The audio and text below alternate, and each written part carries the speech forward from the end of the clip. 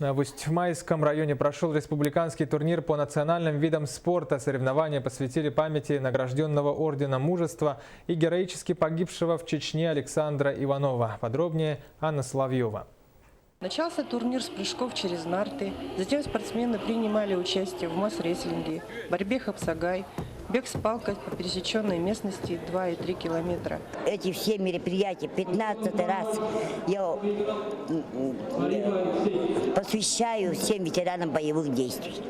Для них это спорт, для них посвящается. И увековечение памяти вот в это награжденных орденами мужества, за отвагу награжденных вот этим парням.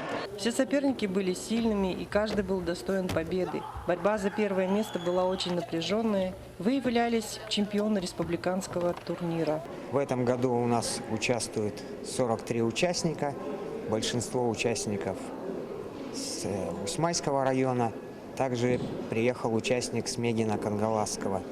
Ожидали приезда спортсменов с города Якутска, с Самдинского района и с Усть-Алданского. Но так как у нас сейчас конец сезона, так сказать, и данные спортсмены участвуют в других республиканских соревнованиях, так что на следующий год мы решаем вопрос перенести данные соревнования где-то на середину марта, чтобы у нас было побольше участников.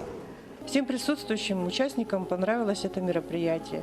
Все были в восторге от соревнований. Каждый победитель получил грамоту, медаль и ценный подарок.